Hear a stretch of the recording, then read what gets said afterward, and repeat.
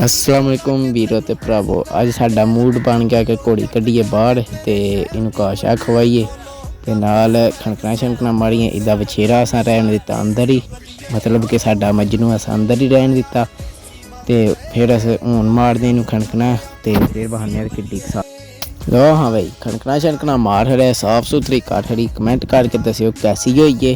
ते हून इनू वाड़ने अंदर ते अपने बछेरे नू कड्ढने बाहर ते उन्होंने खनकना शनकना मारने।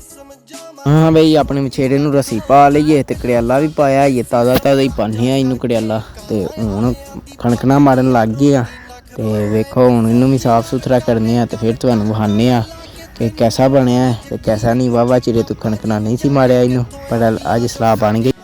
लो भाई, खनकना शनकना मार लिया जे ते घोड़ी भी अंदर पट्ठे भी खाँदी जे ते हूँ चेक करो बछेरा किड्डा साफ सुथरा हो गया। कमेंट करके लाजमी दस्सिओ ते बाकी मेरा पूरा ब्लॉग वेखना ते मेरा यूट्यूब चैनल नू सबसक्राइब करो ते ब्लॉग वेखो ते ओदा लिंक लग्गिया बायो च ते उत्ते स्क्रीन ते भी मैं शो कर छड़ना ओदा यूट्यूब चैनल दा नां।